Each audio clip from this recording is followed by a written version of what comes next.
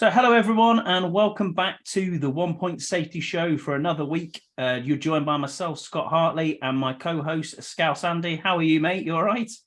Yeah, not bad, man. Not bad. How's things with you, man? Good, mate. Another week's flown in. We've had our Easter break, back into work, so all good from my end.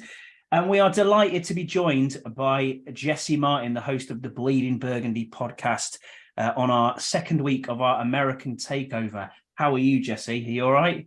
I'd be great, but I should have been first on call. I'm just letting y'all know that right now. Oh, no, dude. I am hurt by this situation that you had Kyle on here first, and I'm out. See you later. I'm just kidding. No, listen, you guys got to be more excited. The news of Daniel Snyder's reign finally over with is it has to be. Listen. All right, let's be realistic until ink is put to paper. But this is happening for a while now. Things have been really quiet, but this looks real. This looks legit. This looks like ink could be done, dried on the paper right before the draft sometime early next week is what I'm hearing. Cannot wait, man. Cannot wait. The scumbag out of our fucking franchise. It's a momentous day. You're joining us on a momentous day. That's why we waited for you, Jesse, because we knew the news was going to drop. Because Andy Burrows got on the phone and said, there's a guy in my shed and he's moved out of my shed and he's moved back to his yacht that was parked in the Thames. So obviously he knew the score. So that's why we got you on this week, Jesse. So Jesse, tell us a little bit about your show then, and about, I've obviously invaded it and I have been this season. So thank you for letting me do that and giving me the exposure on your podcast. If you just want to tell us a little bit about your podcast. You don't expose me though, do you, Jesse? Hey, what's that about? Hey? It's your accent, man. We can't understand my accent. You can't understand me. Oh, mate, I'm just messing with you. Nah, Scouse, you're you're welcome anytime. But no, I started this podcast about three years ago now. We're going into our third season with Keith Gray sometimes, which is one of the reasons why, Scott, we have you on the show so much, is because we never fucking know when Keith is going to come on. But John Taman, probably one of the funniest guys you'll ever meet. It's been a blast. Well, we're not your typical X's and O's type show. We tell it like we see it, and we don't give a two craps about what anybody thinks, really. We will poke fun of anybody and everybody.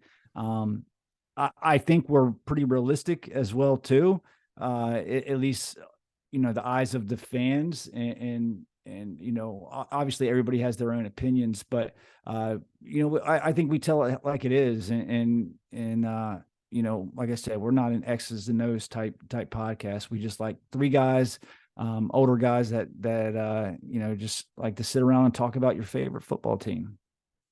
Yeah, absolutely delighted. It's really good. So if you haven't watched it, we do a lot of YouTube lives, normally Friday nights. And there's also a betting show where we have a mythical $1,000 each week to put on bets around the NFL when the season starts. So yeah, tune into that as well. It's a really good show. And thank you. So did you win any profits from that, by the way? Any profits from that?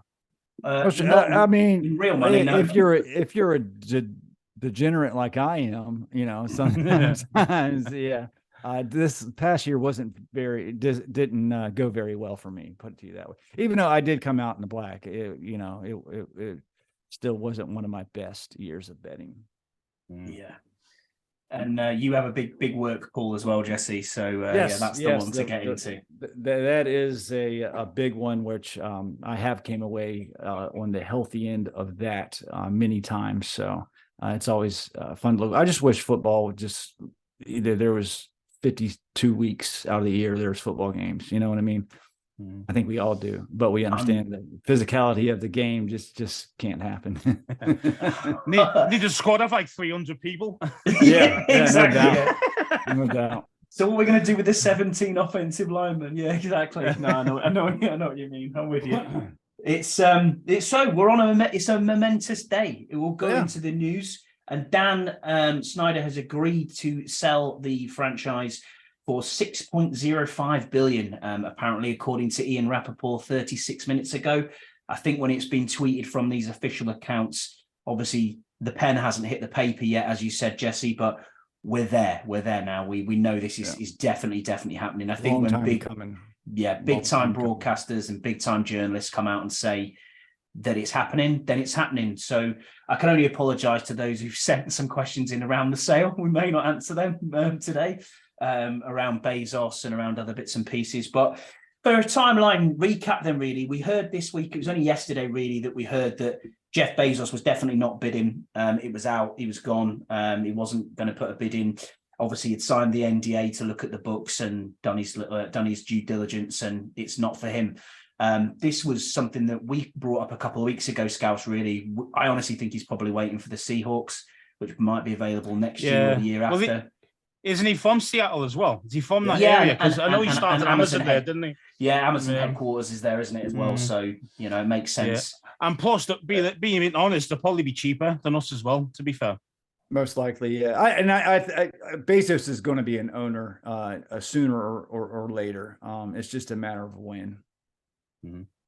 I agree with that completely. 100%. But what a fantastic day to really break the news, to come out with this, to have this podcast. I mean, I'm delighted by this. It's been, honestly, in my entire fandom, I've seen nothing other than Dan Snyder, and I've not really seen winning at all. So this, to me, although we're now branded as the Commanders, we've been the Washington football team, we've been the Redskins before. I've kind of lost a little bit of that I'm buying a franchise side now. It's kind of felt like a bit of a franchise side that I've been supporting for the last year or so. I think hopefully we can go back to where we were before. But again, it's all down to winning on the field, really. That's it, man. And one good thing, and this is what I'm hoping, I know a lot of fans are hoping, and I just selling the team is going to do a lot of good for the fans. You're going to bring a lot of fans back. But winning is everything. But there is one caveat, man. Having a new owner, let's get this thing back to RFK. I mean, that there will do wonders for this fan base, for the city of Washington, D.C., and just the surrounding neighborhoods itself. You guys were lucky enough to come there last year for week 1. I mean, you guys went and looked at RFK. It's not very nice down there. The new ownership group with, looks like Magic Johnson is going to be one of the faces of the group, even though he's not putting up that much money, like a Rails or the Josh Harris. But he's good for the community itself. There's a lot of programs that he gets into. Everything he sinks his fingers into, it does well. So got to have high hopes for this Washington Commanders fan base right now. I think we're all on cloud 9 and should be for a while. We just need to put a winning team on the field. Yeah, I completely agree with that. Go on, Scott. And what about Rails? Because isn't he like a really big philanthropist? Yeah, absolutely. In the DC area. He's from DC. Josh Harris is from DC. He grew up in Chevy Chase, Maryland. He went to high school in Washington, DC. This is like a homecoming for these guys, except Magic Johnson. I think he was Johnson is from New York, I believe. I could be wrong. But besides the point, this is so good. This ownership group itself, I think, is so good for just the community of DC. With this next 8 years is going to be something to see, because I think you're going to see a tear down and a rebuild of this organization for the best. I really hope that is the case, and we had this question last week. We've had it for a couple of weeks now, where we've all been talking through Twitter, through our WhatsApp groups. Are you happy then, obviously, that it is the local team that have bought it, the local guys? They understand the old franchise. They understand how it's rebranded to a new franchise. And now we've got that little bit of hope back. The DMV can take this on board, that it's local people. They know what they're doing. They have businesses locally.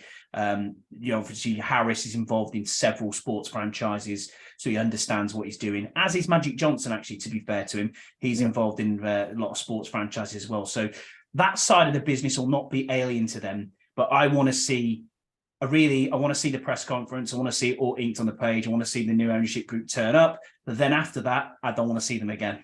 I think you're 100% right about that. The less we see them probably is the best for the team. You know, I do expect to see Magic Johnson out and about with his head. I think he's going to be the spokesperson. He's going to be the guy, because he's got the biggest name. I mean, if you don't know who Magic Johnson is, you've been living under a rock for the past 20 years.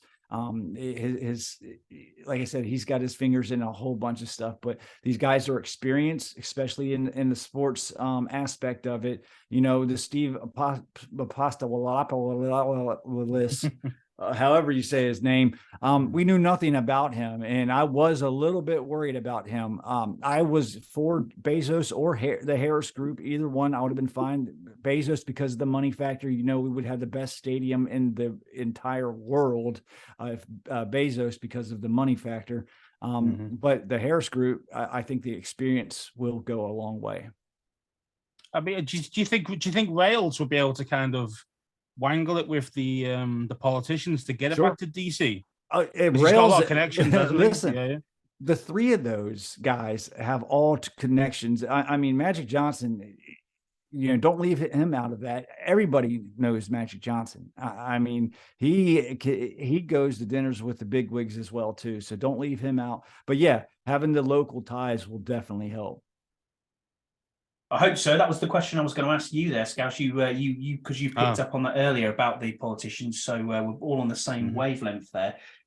Yeah, I just want to see this inked over the line. It's looking like, as you said, next week we'll probably have the full answer. It will be done prior to the draft, which makes it interesting. Do you think there's going to be any major changes then, Jesse, in the way of how the front office is set up, or that they come in and a new broom sweeps clean, if you want, for a better term? Yeah, no, not this year.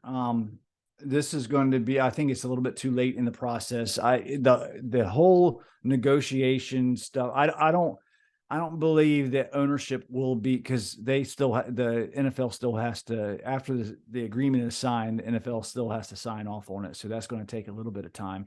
I'm sure the agreement will be signed by next week. Then we have the draft, and it's going to be after the draft. By then it's just too late.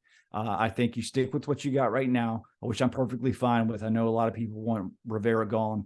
That's another conversation.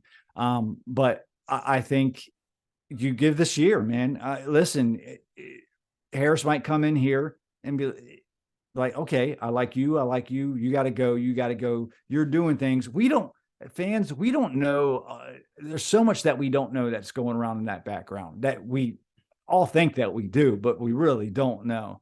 A lot of things that Jason Wright has done, it goes unnoticed, but it has been for the better of the franchise. Who knows if Sam Howell works out at quarterback and we have an 11 to 12 win season and win a playoff game? I highly doubt Ron Rivera is going to go anywhere, because the number one goal of ownership is, one, making money, and two, winning, and in that order as well too. So, one, you're going to make money right off the bat because you just put out a bill for $600 or $6 billion. You're going to get fans back. Two, winning. You start winning, you're going to get even more fans back. So right there, why would you break why would you try to fix something if it seemed like it's mending itself back together? But it all comes down to the quarterback, guys. We all know this. Scouts? Yeah, I mean, I totally agree with what he says. You know, it's just one of these things, isn't it? Really, where we got to make sure. And I'm a big fan of Ron still. I still think he should be in charge. So I'm not one of them guys who wants him gone. But I do think his seat is getting a bit warmer. Oh, sure. You know, and I think, but if he knock it out the park this year, say playoffs with a playoff win, Ron's staying, and he might even get an extension.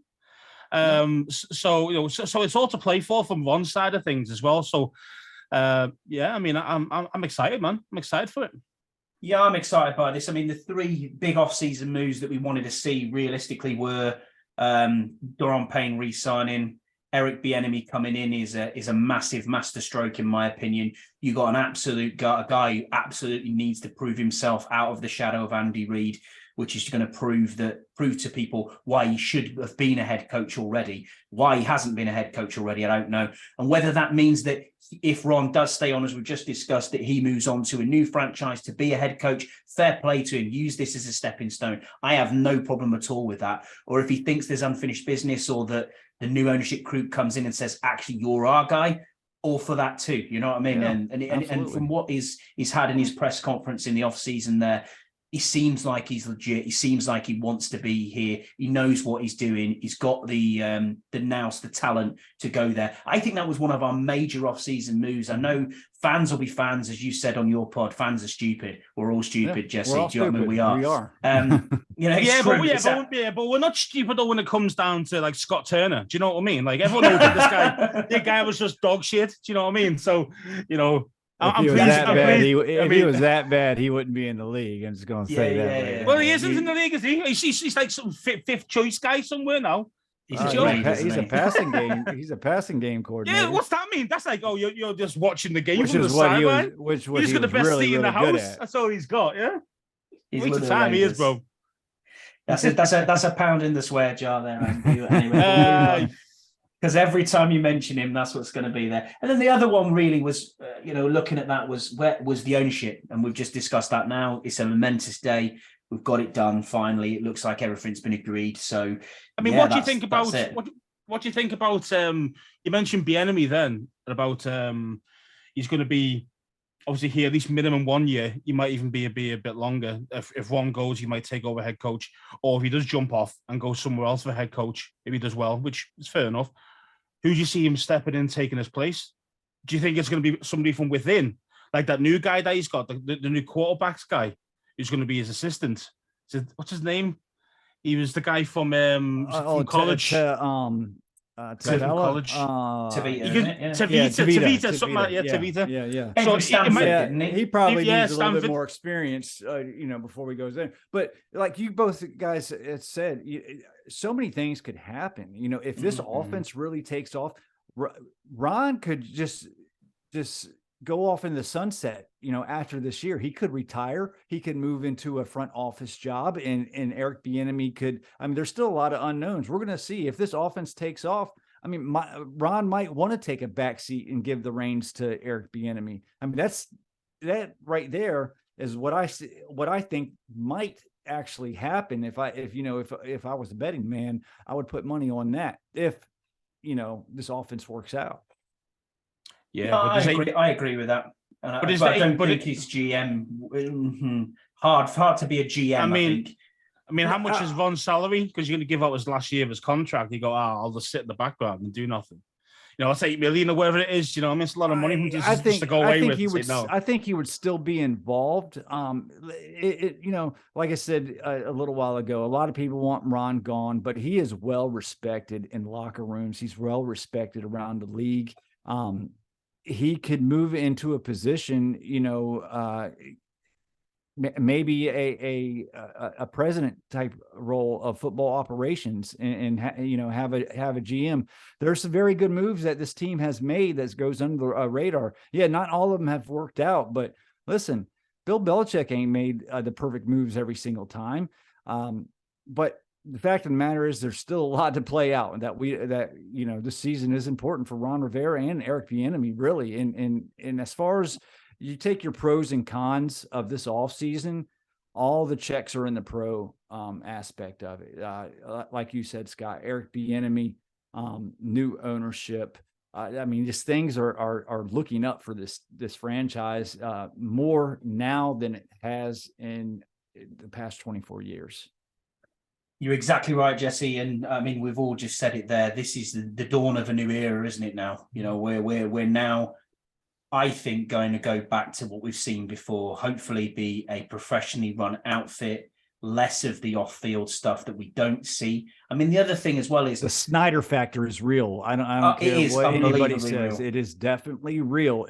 This is a hard team to work for. It's hard for players. I don't care what you say. You can throw money at players, but players they didn't want to play here. Now that could very well change. I agree with you. I agree with you, and I'm very hopeful with that. Even with the second wing of free agency or third wing or whatever it is, post June 1st cuts, we will probably pick up some players here that may not have even looked at or entertained coming here only 4 or 5 weeks ago with the changes that are going to go on. I mean, that segues quite nicely into some of our questions that we've got in from the fans this week, Jesse. And we really appreciate everyone that's submitted questions into us. So Mike has asked, Mike Allen on Twitter, he's asked, do we need to win a playoff game if Ron Rivera is to stay in charge? That's a tough question. I would think if we went like 10-7 and win a playoff game, I think he's fine. If we go like 13-4 and lose a tough battle, I think he's fine. Now, if we just back into a playoff, like a 9-8 and lose a playoff, that's where I think he's probably going to go. But most likely, let's go win a playoff game. Let's fight for the division. Let's win a playoff game, and his job's safe. In my opinion. Scouse, I've got one for you from Mike. It says, why isn't Snyder embarrassed about the way he's run the club with his peers in the billionaire world? Well, he's got no morals, has he? Let's face it. He doesn't give a shit about anybody else, literally anybody, not even his own wife. He doesn't care about anyone. The guy is an awful scumbag, mate. Honest, the worst guy. That's how billionaires are, man. They don't care. They got the money. I mean, they just don't care. They don't care what other people say about him. Now his wife, on the other hand, that's a little bit different. When she gets booed at the football game, that changed the story a little bit. Yeah, I think that's what actually tipped it over the edge, to be honest with you. I mean, I'll not discredit Tanya Snyder at all. I mean, she's done some actually real good change in the NFL community as a whole. I mean, the whole pink, cancer month, all of that was created by her. The whole wearing pink throughout the couple of games of the season was her idea, and that's been going for a few years now. If someone's raising money through the NFL as a whole for cancer charities, fair play. Do you know what I mean? That's something that's a good thing that's come out of this. I don't think it was all bad, and maybe now he's got $6 billion in his pocket. Maybe they part ways as well. Who knows? He's going to go buy. Who knows what's going to happen there? He's going to go buy the Tottenham Hotspurs and be Andy Burrow's best friend. Don't do it to Burrows. Don't do it to him. If he buys Tottenham, it won't be good. It won't go down well. That's for sure. I've got another question here then for you, Scouse, from Mike, because he sent us about 30. So fair play to you, Mike. I really appreciate it. He said, how we think Chase will do this season, and we can all answer that. How do we think Chase will do? A lot better than last season. He played like 3 games. You know what I mean? So, I think this is to make or break season for him too. I think he wants the 5th-year option. We want I want us to take the 5th-year option, but I can see Ron playing it the way he played the Ron Payne. Make him actually earn it if he really wants to stay here and earn his big money. You have a great season next season, and then we'll pay him. But it's basically all or nothing for Chase this year. I think people will call him a bust if he is bad this season. I don't think he's going to be bad this season. I think he's going to be really good. I have high hopes for Chase Young. He played 3 games last year, and we saw some good flashes, some good things from Chase in those games that he came back. Believe it or not, even though he didn't record a sack, he still had some really good plays. I'm a huge Chase Young fan. I have his jersey, but I understand what the hesitancy is in offering that 5th-year option out there. I totally get why Ron and company are really thinking about it. I know people on the radio say, "Oh, they just need to go ahead and do it." No, it's a lot to think about. You got to put all the pieces together from year 1 until now. What has happened?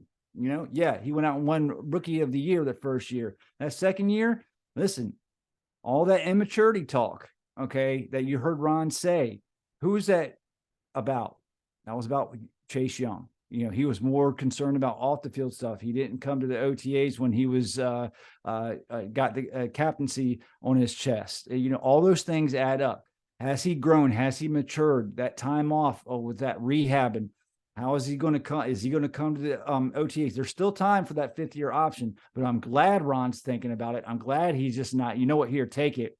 It is a big decision because it's $17 million, and that's a lot going in that defensive line because you just paid Daron Payne. But in the end, I'm hoping that Chase Young is going to come back raring to go, be at all OTAs, and they offer him that 5th-year contract. I think the first OTA is really important for Chase Young. I think if he shows up, he's going to get that. When is that? Do you know when the first one next is? Next week, I think. Preseason Is workout starts. So it's before first May 1st then, because that's the deadline. Yeah, it's right before the deadline. Okay. But if they don't give it to him, I understand that too. I totally understand it, and I wouldn't be upset about it. I get it. So for me, it's an interesting one because, as you said, Jesse, it's $17 million that you've got to invest, which we don't currently have. You know, we have got no cap space left. We've got $3 million. We don't, but that $17 million will be coming off next year's cap, not this particular year. But that's still $17 million on top of John Allen's contract, Daron Payne's contract, and what are you going to do with Montez? And Sweat, yeah. You know, what are you going to do there? There's a lot. I don't envy the coach. They got a lot of decisions to make. And I think it's the right. And Cam Kill. And Cam Kill's got to be paid as well. I think it's the right decision to give him the 5th-year option. Obviously, he's got to prove that through the OTAs, through the training sessions, as you said. I think that's the right way to go about it.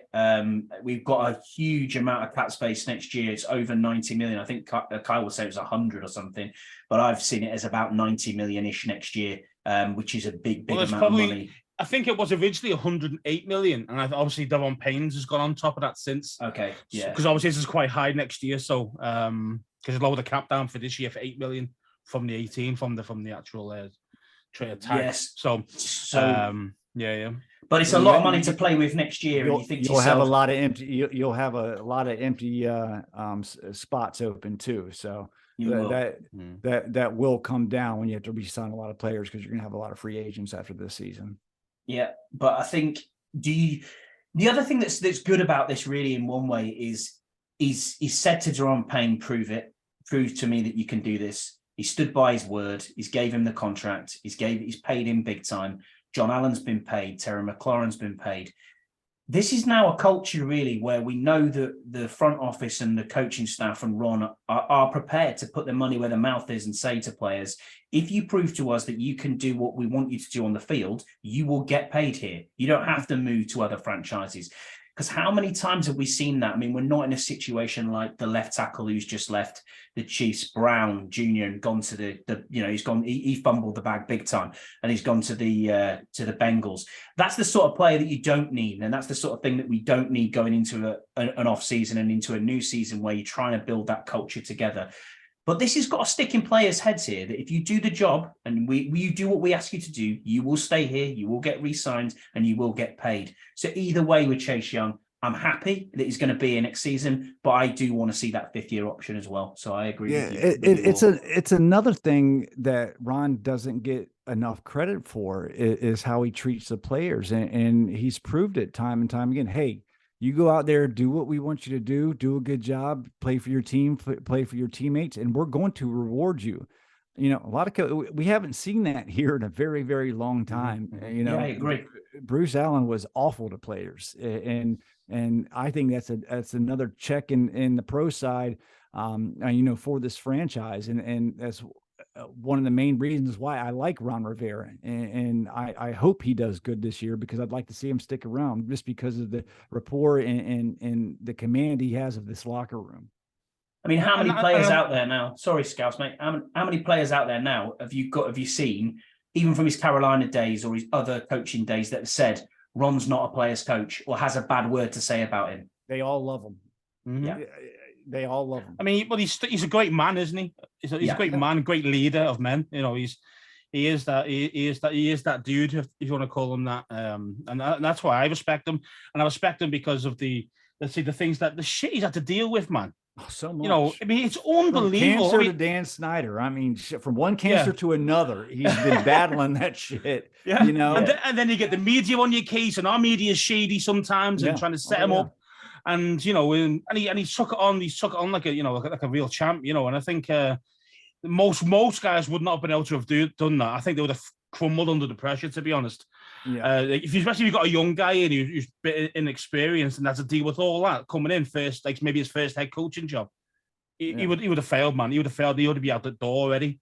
That's how good one is. I have a lot of respect for Ron Rivera, and I haven't held that much respect for a coach since Joe Gibbs. And I hope it works out, man. I really do. I think he's good for the organization. But this is a business. If you don't win now, I look everything in context. How a lot of people look at it black and white, wins and losses. I don't. I'm looking at the who, what, where, when, how, and why things happen. And it boils down to this: quarterbacks didn't want to come here, so Ron had to put on the field who Ron could put out on the field, and that's how we ended up with Taylor Heineke and Carson Wentz, because basically that was it. It's not for lack of trying. We tried for Matt Stafford. He went hard for Matt Stafford. He went hard for Russell Wilson. He went hard for Aaron Rodgers. He could not get them. They did not want to come here, and we offered more than LA. We offered more than Denver for Wilson. It's the Dan Snyder factor. And so Ron doesn't have his hands in the offense, and he has very little say in the defense. He's a general, and I think that's perfect right now. Hopefully Eric Bieniemy works out. The defense was a hell of a lot better last year. If Sam Howell can just be competent, be a top 17 quarterback, we're going to make the playoffs. That's the attitude I want to hear. That's the attitude I want to hear. We've got a few more questions here then. So Mike has also asked, who would be your dream guest on a podcast? So we'll go to you, Jesse. You already you're a podcast got it. host. I mean, you guys already got. I'm here now, so exactly. I was going to say Jesse as well. No, I wasn't really. We don't go after players or big media people. We've had a couple fans, fans on. We had Rick Snyder on, but that's not. We cause too much trouble for. I guess I would like Joe Gibbs probably to come on the podcast. That would probably be my all-time favorite guest, to be honest with you. Scouts? Give me some Dan Snyder. Wow. Give me some Dan Snyder. Let's get him on here and let's grill him. That's what I'll be doing. Where's John's stick figure, his little thing at? I wish I had one of those. That's a really tough question, Mike. His all-time favorite. Your all-time favorite podcast guest would be Dan Snyder. That's kind of cringe there, buddy. Nah, you wouldn't be. The content would be unbelievable, bro. It really would. I'll be ripping him all day. It'd be You're just all about the hits, aren't you? That's all it is. Oh yeah, I'm all about ripping people. Yeah, I think the real Jerry Jones would be pretty cool to interview. Mm-hmm. You just get him in a relaxed setting with a couple of whiskey sours under his belt. I bet he'd tell you some stuff. I think Ron would be quite good as well. I think Ron Rivera would be quite nice to have. When he's more relaxed and I'd say a couple of whiskeys and all that. I think it'd be quite cool to speak to. A lot of these personalities that we see on the media, that's not really who they are. They're nervous. They can't say everything, but I bet they're totally different. Their personalities are totally different if you get them in one-on-one settings. Like I've met players before, and you see them during press conferences, and they're nothing like that. Even media personalities. Like I met JP Finley a couple of times at the Giants game last time. Dude is different in real life than he is on the radio. Different, even though you wouldn't think that, but he's definitely different. So you never know. For me, current players, I would probably say John Allen. Love to get John Allen on. F.A. Abada, obviously our own UK guy. Would like to get him on at some point out of the current crop. All time, I don't know, RG3 maybe, just to find out a bit more gossip. He's a good media person. Is he going to be in the ownership group? No, he is not. No, he is not. You better not be. You better not be, because because that'd be Dan Snyder's little right hand man right in there. The Yeah, stooge, as you called it. We'll find him starting week 5 somehow, some way. He'll make his way onto the field as far as the ownership. Oh, I don't know, Josh. I think you need to put me on. I still got some stuff in the tank. Peace. I'm out. Last question. We've got a couple more here. So, Mike, again, which games are we going to go to this season, Scouse? And what about you, Jesse, as well? Are you going to, now that the ownership's changed, are you going to go to more games, or are you going to just see? Yeah, I mean, see how it goes. I mean, I still have my season ticket package. This all depends. I'll probably go to most of them, I would think, especially if we get it off to a hot start. It's tough, with work, just depending upon, what the schedule is really. Work has a lot to play, but I don't see a problem with me having to, if I miss a couple games, need to sell a pair of tickets or two. I think for me, me and Burrows have got a season ticket for some bizarre reason. We decided to do that. It was just like, yeah, we're 5,000 miles away and we're season ticket holders. It's great, but no, we do it. We did it out of a love, really, to say, look, that ticket's not going to be there for us. It's there for any fan who can't go. You know what I mean? We're trying to open that up to anyone who's never been or wants to go to a game. They can hit me or Andy Burrows up and they can go to the game. We want to sit in the seat on game day 1 just to say, hey, we're here. We want to see the seat, not necessarily sit in it. And we'll buy game day tickets and sit with everybody else. I think, a home opener is a definite. That is definitely in the books. I'm booking my flight as soon as the fixture list is out, where we know exactly when we're playing, what the dates are in May. That'll be the one that we'll definitely be going to. I want to try and do an away game. I don't know why. I just want to try and do somewhere away, but I don't know if that's going to be possible this year. One trip is probably enough a season. I do try and get to home opener because I think that's the best game to start with. The excitement's there. There's probably going to be a bigger attendance than you would get to. I think it could be sold out. I really do for the first very game. Well, could be. Yeah. Yeah, man, it's going to be. I think it's going to be very tough to get tickets this year. But if we can't get them, we got Jesse. We got Jesse, haven't we? It's all right. We'll be able to take it. Of course we have.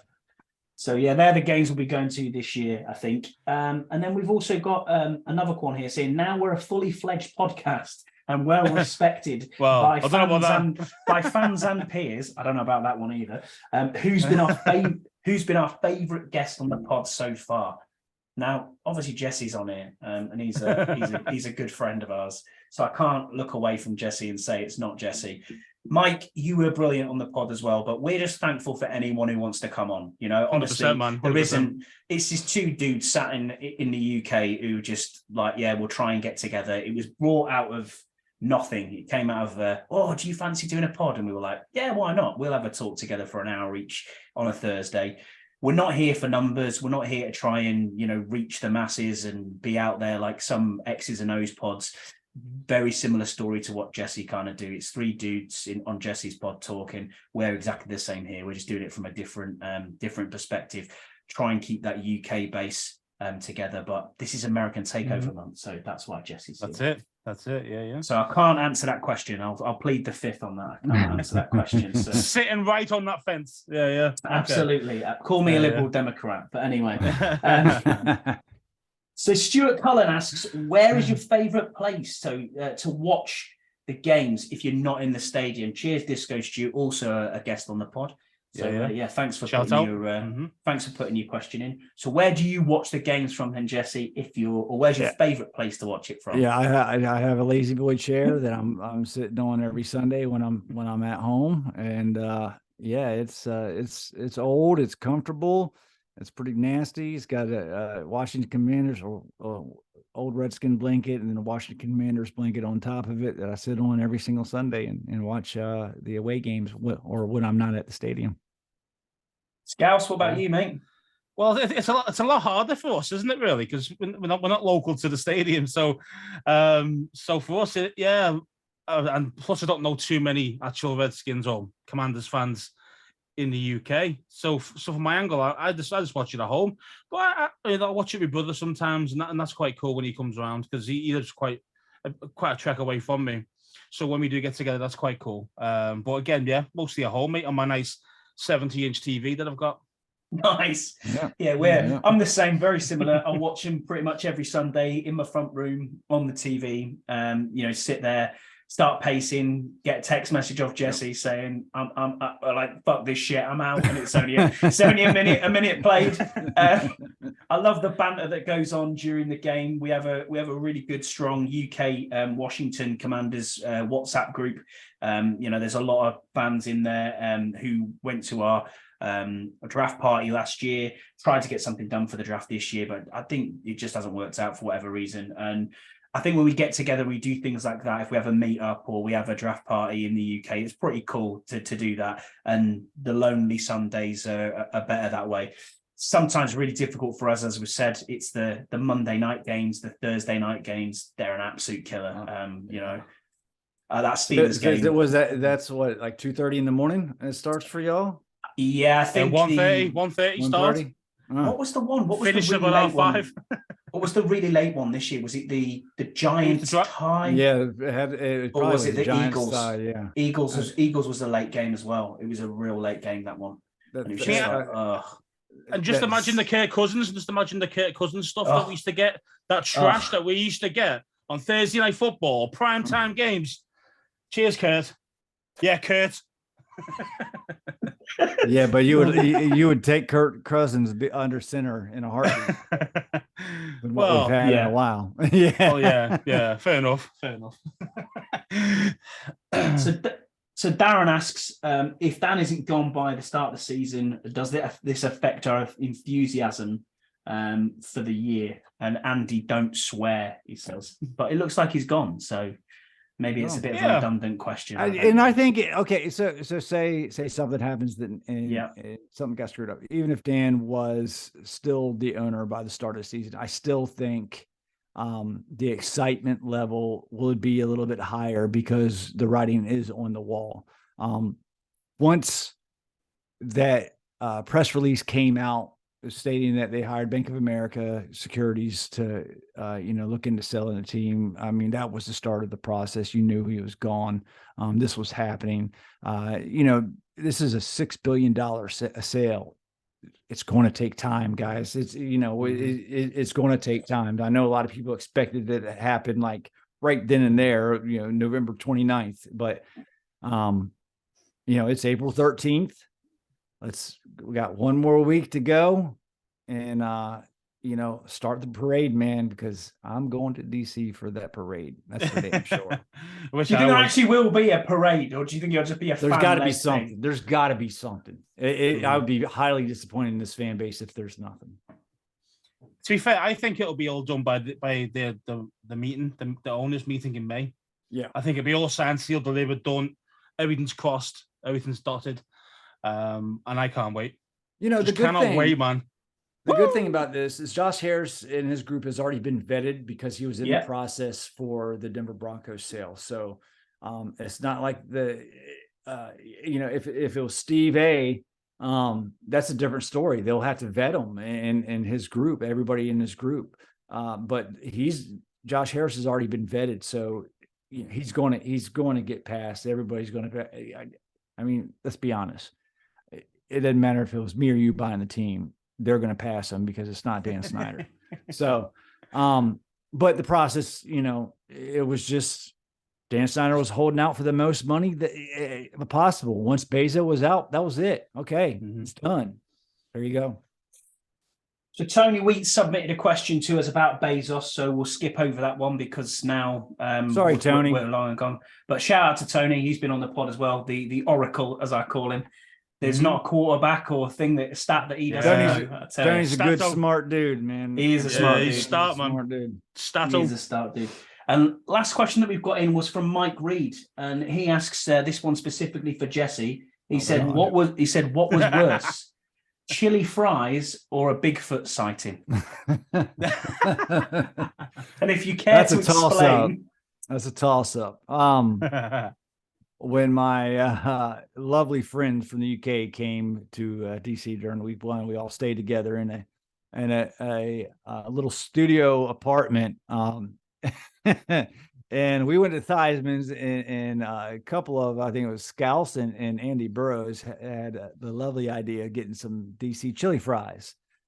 Well, I guess they're not used to American food. So when we got back, I wish I had the video pulled up so you could play that lovely video of Andy just ripping them and smelling so bad.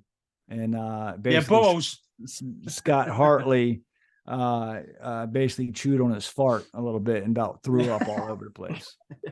Yeah, I did. The second story was at training camp 2 years ago in Richmond, where going to the VIP section, and I happened to look over, where the players come out. They're doing some training. They got some hot tubs right there, and when you know it, some big dude getting out of a hot tub, full frontal, no clothes on, and had his elephant trunk just blowing in the wind.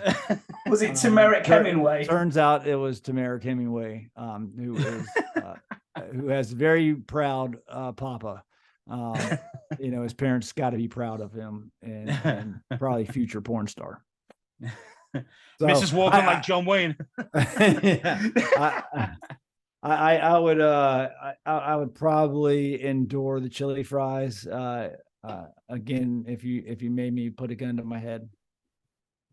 Fair enough. Fair enough. All good times though. It's all good times. We'll move on. Thanks everyone for. And Mike Reed will never, ever. If you guys don't listen to the Burgundy Zone, Mike's one of the hosts, but he'll never let me down for that. So every time we see each other, he always asks me, "How's Tamarick Hemingway?" And it's burned into my brain, my frontal lobe. Can never unsee it.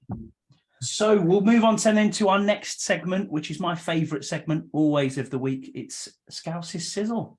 Have you got a sizzle for us, Scouse? Sizzling Scouse. Trying to think, really. I mean, I say, not really. I mean, this is a great day. So why should I be moaning at something or moaning about something? No, this is a great day, so I'm happy. Although I'm still a bit annoyed with Jesse for not letting me on his podcast a bit more. But besides that, I'm all good. I'm all good this week, boys. Right, okay, we'll move on then. So we'll finish off with our last segment, which is draft talk. So we're 2 weeks away from the draft coming in, exactly 2 weeks away, actually, which will be pretty interesting on how we pod on. Do we pod on draft night? I don't know. We'll have to discuss that one. But what are we thinking then in first round? Have you got anything changed in your mind? We've looked at the top 30 visits. We've had quite a lot of people in over these last few weeks. Generally, the names that have been mentioned in most of the mock drafts have come in to have a one-to-one discussion in Ashburn. Any thoughts, Jesse, on where you would go in the first round? I mean, there's multiple options with the moves that they've made this offseason. You're not limiting yourself to have to draft one particular position. But I will say this is all these mock drafters, we're all wrong, man. Come on. Like I wasted my time a couple of years ago, going back and watching all 22 and studying players. And I come to, try to get good content for my podcast. And I realized this is dumb. I mean, nobody's ever right, but I think the best possible scenario for us is if a player they don't see, they have their sights set on, gets drafted, do everything that you can to trade back, acquire more picks. I would like to see either a tackle or a cornerback in the first round, regardless if we stay at 16 or if we move back and trade with somebody. Joey Porter Jr. is my favorite cornerback. And I know everybody's saying, and it's a misconception that Porter Jr. is a man corner. Please go back and watch his tape from previous years. They had a coaching change in the senior year. The defensive coaching aspect of it. He is good at both zone and man. And I think he would mesh very, very well with Benjamin St. Juice and Kendall Fuller moving into the slot. I think would be the best for the team. That's my hope for if we draft a cornerback. Offensive line, there's some good ones that should be there, even in the later portion if we decide to move back a little bit. I will flip my shit if we draft Bijan Robinson in the first round or any one of these tight ends. I will flip out. That's a big key thing, isn't it, Bijan? It's Robinson. It's the most ridiculous line of thinking that you can have. One, I'm sorry. Yes, Bijan Robinson, he's a badass, okay? But you can get a tick of a tier below Bijan Robinson in a third, fourth, and fifth round. I mean, we don't need a running back. It's one of the last positions of need. You know, we have two good ones as is. We want to draft the best possible position at a player or a best possible player at a position of need. This BPA aspect of it, that's for teams that's been to the Super Bowl or that's a perennial playoff team that they can afford to do that. This particular team has needs and has big needs that they need to fill. So we can be one of those teams that can position us, that can get us into the position to draft the best player out of any draft, no matter what the position is. We're not drafting a running back. We're not drafting a tight end. I like our tight end room. I love our running back room. We need to get a tackle or guard if, you know, but I'll be good with either O-line, defensive back, or corner. What about linebacker then? Not in the first round. Not in the first round. And believe it or not, man, listen, you know, the way our defense is set now, it's not devoted to the linebacker. I think our linebacker room's okay. Yeah, we're going to get a linebacker, but we're not going to spend a first round pick on a linebacker. Mm-hmm. I mean, our defense is predicated on the defensive line and our defensive back units, and our linebackers are chasers. We played 3 linebackers all of 4 plays last season. 4 plays. We played. But look at the players we had playing there though. Mayo, Bostic. Yeah, sure, but they didn't lose us any games. They didn't lose us any games though. But I think the focus is get Chase Young right. If Chase Young can be right, we're playing a 5-2-4 with Cam Curl playing that big nickel, in between that. He played a lot of linebacker spots last year. I love our safety room. I mean, what do you think about that? For example, we know Cam Curl can do it. I mean, the guy's one of the best safeties in the game, to be honest. Sure. But playing him there, as you mentioned before, the Buffalo and all the rest of it, or into possible linebacker position, he got hurt. He was hurt. He missed loads of games last season because he was injured, and it was the first time in his career he's actually been injured. He's always played every game. I mean, he's not built for it, man. He's good. He can do it, but he's not built to do it for 17 games. You know what I mean? He missed 3 games last year? That's okay. I mean, we're not talking about half the season though. Cam Curl is at his best when he's playing Buffalo nickel, the big nickel, and you want to put your best players in the best positions to succeed. That's why our defense started to take off once Landon Collins left, because of Cam Curl took over that position. I think Cam's okay with it, and if Cam's okay with it, I mean, listen, players are going to get hurt sometimes. You know, it just happens. I'm just thinking the physicality of it. You know what I mean? Sure, rather it's than physical, normal safety, rather than standard safety, if that makes sense. But if you think about it, Cam's a physical safety, man. Go back and look at his tackles. Oh yeah, he gets him down. That's part of his game. But look at Defoe, man. Defoe can also take some of the pressure off of Cam Curl a little bit too, because he's very physical as well. I'm okay with it, and I understand, that others might have questions with it. But I look at it this: any football player can get hurt on any particular play out there. I like Cam where he's at. I think he's very good. I think we can have one of the, if not the best safety tandem in the league. It's got to be top 3 this year with Derek Force coming along. I mean, I wasn't alone, but I was surprised on how well Derek Force played for us. Well, game 1, we saw it, Jesse. When he laid the wood there, you were like, where's he come from? Yeah. And he didn't let us down. I mean, there's a couple of possessions he got burnt a few times when Cam Curl wasn't in the team, and it was noticeable when Cam Curl wasn't in the team. Well, that's how good Curl there is. Was a drop, there was a drop off. You are going to miss him if he's not in. You know what I mean?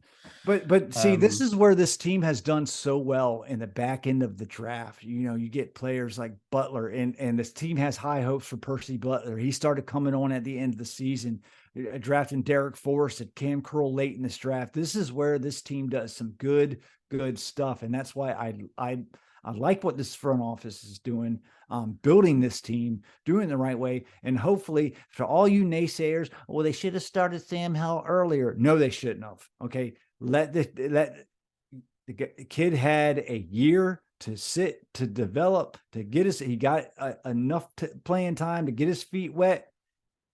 You know, listen, good quarterbacks sit and learn. Tom Brady did it. Aaron Rodgers did it. Tons and tons of quarterbacks before. That was the norm back in the day when we had Pat Mahomes did it. You know, great quarterbacks. I mean, let them sit, let them get a feel of a game. Putting Sam Howell out there too early could have destroyed him. And we've seen it time and time again. All these highly talented college quarterbacks coming out, being made to play right away, and it just doesn't work not out. Ready. I mean, look at Malik Willis. I mean, he was awful when he came in, and he came because of injury, but he was pretty damn bad. Just not ready. You know, just not ready. Yeah, I heard on that's the information that I got on the DL for someone that I trust that covers this team. And you guys know I don't trust the media or very many people in the media. There's only a couple of them that I do, and I did talk to one. Sam Howell had trouble digesting the playbook. And that's one of the things that they were concerned about, and let them sit, let them develop. It's the right way. And I do not fault Ron for waiting and not really wanting to expose Sam too early in the game. Yeah, I mean, look at all of the pressure he would have been under as well if you put him in, say, week 12, something like that. You know, with Wentz being there, with all the grief that Ron got for picking him up. And then obviously the argument between him and Heineke and all the rest of it, and the fans with Heineke. So it would have been a nightmare. It would have been a nightmare for Howell, to be fair. I mean, you know, I'm pleased that he got one game, so he got a little taste of what he's about. But yeah, I'm glad he didn't play any more games than that. If that makes sense. I'm excited for this draft, guys. Last year I was like kind of hum-ho about it, but this year I'm really excited because I do think we're a couple pieces away with some competent quarterback play. I really think this team can get over the hump. So here's a question for you both then, and I'll go to you, Scouse, for this one. What position then do you think that we'll pick up early that we didn't think we'd maybe pick up, or might not be the sexy pick, if you like, or something that's an unheralded pick, like a position on the field where you go, oh, maybe D end or something like that? I don't know. Well, why did you say that for? I'm just going to say D end. Okay, so fucking hell, bro. Yeah, so basically that's what I'll be looking at, probably second round. Defensive end. Surprised me one bit. I mean, they're planning for the future because we're going to lose. We're going to lose one of them at least. Yeah, exactly. Either Sweat or Young. So we're going to need to have somebody else in the wings. You know, we got Obata. He's been great, but he's you need a bit better player. Yeah, you need a starter. Is Smith Williams coming back? Not Smith Williams, Casey Toohill. Is he? Toohill. I thought they had 1 year left, both of them. No, am I wrong with that? Maybe not. I'm not sure. I'm not 100% sure if he's under contract or not, to be honest with you. I mean, we could probably pick him up pretty easily for a veteran minimum. I mean, but they're good spot holders, fillers, you know, rotational players. But we do need to start thinking about, you know, whether it's going to be Sweat or Chase Young. They're not going to keep them both. They just can't. Can't afford it. It's impossible to pay them both. What do you think about this? What do you think about this? Sweat to bust. I don't think it's a bust. For the guy's talent that he actually got and his measurables and everything, yeah, he's highly underproduced, really. To be fair, you know, I think he's solid. Okay, I don't think he's top tier, but I think he is a. I think we expected more. Did you expect more from him? No. Do you know what I'm trying to say? Like, we expected more quality, more sacks, more production. I think from a guy like I see what you're saying. I understand. I totally understand it. But I think the way this defense is being played, and Sweat's been very close, very, very close. These two, they've put more focus on the play calling for the two interior defensive linemen because they're so disruptive, that it doesn't really bother me because Sweat's so good in the run game as well, setting the edge and keeping the quarterback in the pocket while both Payne and Allen rush up the middle and collapse it. So, I understand where you're coming from. I wouldn't say he's a bust. I wouldn't be mad if we kept him, if we signed him to a long-term contract, and I wouldn't be mad if we decided to stick with Chase Young instead. Yeah, for me, I understand exactly where you're coming from, Scouse. He's got a lot of pressures over especially last season. He was very, very close, as you said, Jesse. Top in the league. But you have to remember as well, he's dealt with a lot off field. And sometimes that affects a player as well. He's came in all heralded. He's going to be this massive guy. His athleticism is unquestionable. The way he ran his 40, the way we traded back into the first round to get him in the first place. There was obviously the heart condition issue that maybe he fell down draft boards initially. Then everyone said he was a top 10 pick, didn't he? Then you've got a broken jaw that you just can't help a broken jaw. It's one of them things. Yep. And then obviously the tragedy that comes off the field. You've got one where he's in a car and a guy I can't remember the guy who got cut. Was it whose girlfriend tragically passed away a couple of seasons back, and then you've also got his brother as well. Is that Everett? Everett? Shaver. Yeah, Shays. So there's two incidents within the space of a month, that you're looking at that Montez Sweat is involved in, and that's got to affect you mentally as well as physical, and it takes a while to get back from that. And then on top of that, injuries obviously happen, as you said, Jesse. But I wouldn't have a problem with signing him to a long-term deal, but it's what. Obviously, the money's a big issue in every. He's in 120 plus, isn't he? Let's face it. That's going to be the going rate for a defensive end of his so-called talent. I mean, I think the starting point with Montez Sweat is probably going to be about 18 mil a year. Kind of where that franchise tag type number starts. 20, yeah. This year's big for Sweat, man. It's big for both Young and Sweat. I think both of them are going to get paid. It's just a matter of where. But I will say this: I think you're looking at a top 5 defense, and I do think if Chase Young has matured, I think you're going to see a monster coming out this year. I am predicting Montez Sweat to have 12 sacks and Chase Young to have 13 sacks this year. Yeah. Well, we look at this statistically. If we take the statistics, we were third best defense last season. Yeah, you know what I mean. After week 3, we were a top 5 defense, and I expect us to be a top 5 defense across the board. That was when Curl was playing. Curl came back then, didn't he? Yeah, that's when Curl came back. Yeah, bang on. Yeah. I think we finished. We finished top 10. I think at the end. I think overall, but weeks 4 through 17, we are top 3 across the board. He's just so important, Cam Curl, man. He's just so important. We've got to sign him now. Don't show him the disrespect and leave him to the end of his contract. At the end of the day, he's on a 7th round rookie deal. Look, it's woeful. It's this ownership. As soon as this new ownership group gets settled in, and they are signing the paycheck. So look, this team wants to sign Cam Curl. It's going to happen. It's definitely going to happen. Yeah, I agree. Well, we'll finish it on that then, guys. Thanks very much, Jesse, for joining us. As always, on our second week of American Takeover. If you just want to shout out where people can follow you on Twitter, where they can catch the Bleeding Burgundy podcast. Yeah, man, you can catch me on Twitter. Sometimes I'm not on there as much as I used to. It'll probably be more, during football season. There's just a lot of dumb stuff going on Twitter these days. I kind of get tired of it.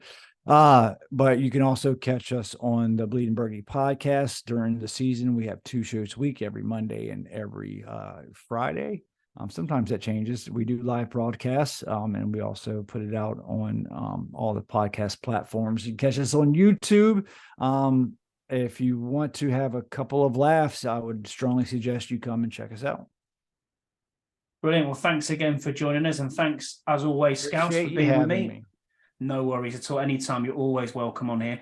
And that's it for now from us. Then we'll be back on next Thursday, podding as usual. Thanks for subscribing and thanks for listening. Take care, everyone. Bye.